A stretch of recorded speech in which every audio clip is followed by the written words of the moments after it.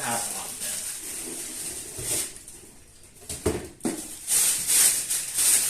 دستگاه باز هفت آنتن دو مدل، یه مدلش با پارابل، یه دونه مدلش بدون پارابل. این سیستمش که با پارابلش هستش.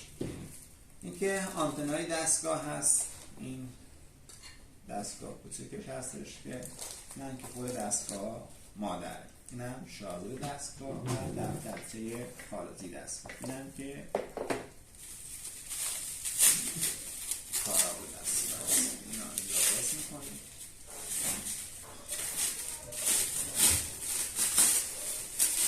من سینا باز کنم تا من اینا رو سرم کنم. دستگاه از اینجا روشن میکنید، از اینجا هم دستگاه مادرش رو روشن میکنید. شما هر فلزی که انتخاب کنید رو این دستگاه به این سراغ روشن میکنید. مثلا سیلور بخواید این سراغ سیلور، گلد، دیامند. الماس سیلور میشه نقره، کوپر الماس، گلد طلا، دیامند سایر فلزات میشه برای. نه که دشمنی خاموش رو روشن کردن سیستمه. از اینجا هم برای شارژ دستگاه میزنید شارژ.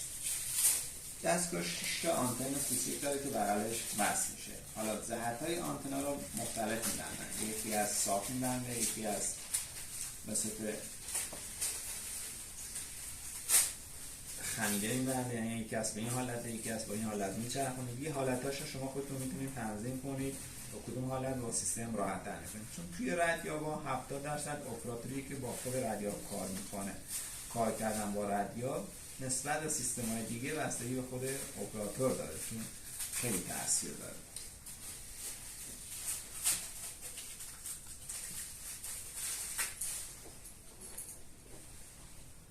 آنتناش پس به این صورت بسته میشه که 6 تا آنتن، 3 تا چپ 3 تا راست براش بسته میشه.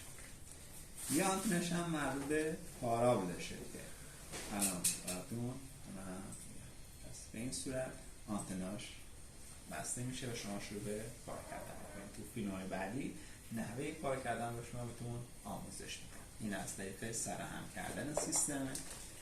یه دونه هم پارابل داره که با این کلید خاموش روشن میشه و آنتن این رو کش وصل میکنیم واسه پارابلش به این حالت. تو فیلم بعدی ما رو دنبال کنید که نحوه کار کردن با سیستم رو بهتون آموزش بدن. ان شاءالله که موفق و معید باشید.